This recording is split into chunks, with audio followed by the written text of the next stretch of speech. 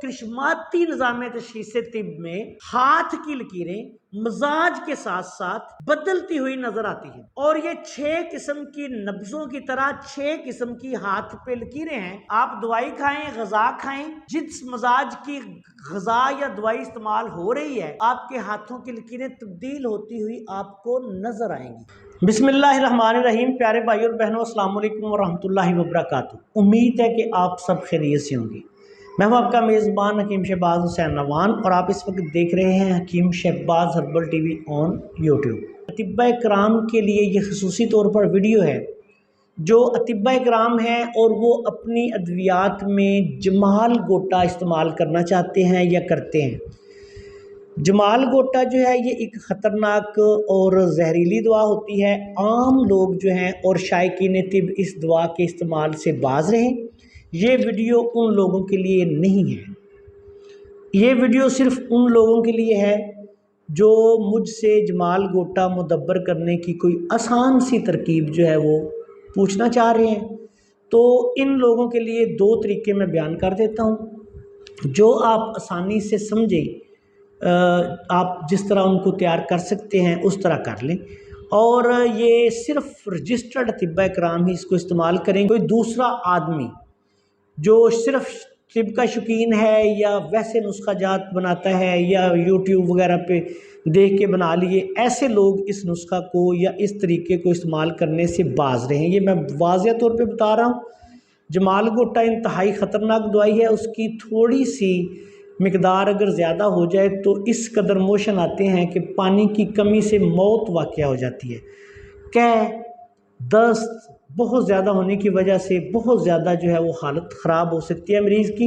इसलिए सिर्फ रजिस्टर्ड मुआलजीन जो हैं वो इस तरीके को इस्तेमाल करें और फिर इसके मुताबिक अपने नुस्खा जात में इसको इस्तेमाल कर सकते हैं। जमाल गोटा को सबसे आसान मुदब्बर करने का तरीका ये होता है कि 1 पाव रेत ले लें, 1 पाव या आधा किलो, उसको किसी कढ़ाई में डाल के गर्म करें।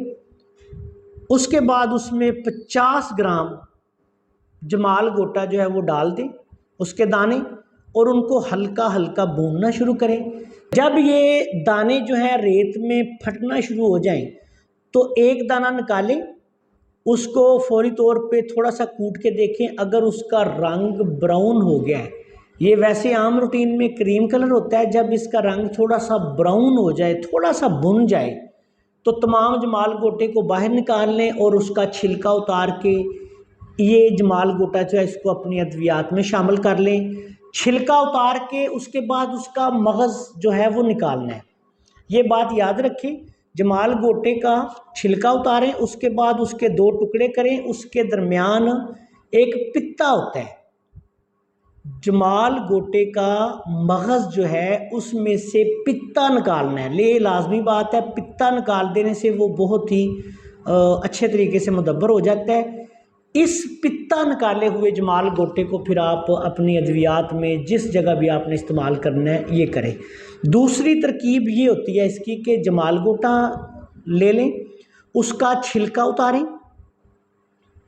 छिलका उतारने के बाद उसको मलमल के कपड़े में उसकी पोटली सी बांधें। 50 ग्राम जमाल गोटे का मगज़ है तो कम से कम 3 किलो दूध आप जो है या 2 किलो कम से कम दूध ले लें। उसमें इसको डाल के इसको अच्छी तरह पकाएं कि दूध तकरीबन आधा रह जाए। जब ये आधा रह जाए पोटली निकालें, उसको अच्छी तरह से धो लें और उसके बाद उसको जमाल गोटे के मगज़ को दरमियान से काटें, उसका जो पित्ता है वो निकालें और उसके बाद उसको अच्छी तरह से धो के साफ़ करके खुश्क करके फिर आप दोबारा नुस्खे में शामिल कर लें। ये जमाल गोटा को मुदब्बर करने की 2 बिल्कुल आसान तरकीब हैं जो मैंने बयान कर दी हैं। जो अतिब्बा कराम इनसे फ़ायदा उठाना चाहें वो फ़ायदा उठाएं, लेकिन एक बात याद रखें कि कोई भी गैर तबीब, कोई भी शायकीन तिब में से या कोई ऐसा बंदा जो रजिस्टर्ड मुआलिज नहीं, वो इस नुस्खा को बिल्कुल हाथ ना लगाए। नुकसान अगर हुआ तो फिर उसका ज़िम्मेदार वो खुद होगा।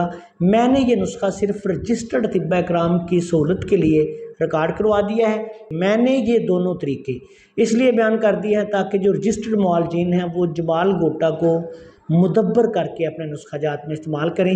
اور یہ بات یاد رکھیں کہ کوئی بھی زہریلی دوائی جب بھی آپ استعمال کریں اس کو غیر مدبر یا شدھ کیے بغیر کبھی بھی استعمال نہ کریں۔ السلام علیکم ورحمۃ اللہ وبرکاتہ۔